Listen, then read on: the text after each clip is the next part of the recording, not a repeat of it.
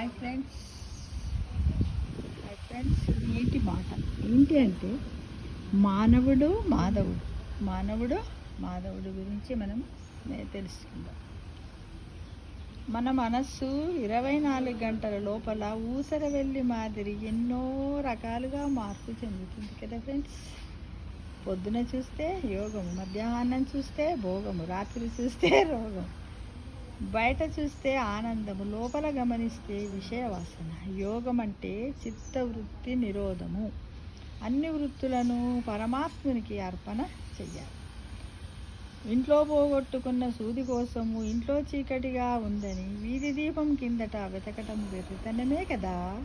ఎక్కడ పోగొట్టుకున్నారో అక్కడ వెతికినప్పుడే పోయిన వస్తువు దొరుకుతుంది.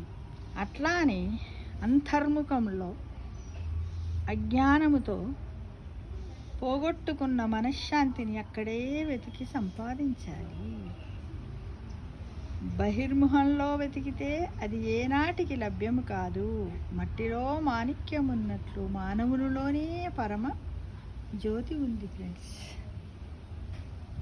దానిని అజ్ఞానముతో మూసిపెట్టి అక్కడ చీకటిగా ఉందనుకోవడం పొరపాటు కదా.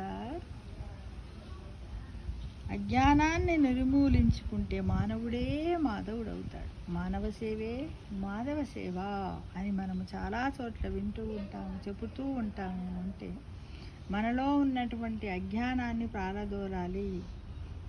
మనం ఏం చేయాలి? జ్ఞానం అనే వెలుతురును మనలో నింపుకోవాలి. అప్పుడే మనం అన్నీ చేయగలుగుతాం ఫ్రెండ్స్. అలా చేద్దామా మరి? ఆ మార్గంలోనే నివసిద్దామని కోరుకుంటున్నాను ఫ్రెండ్స్. ఓకేనా? సమస్త లోకా సుఖినో భవంతు.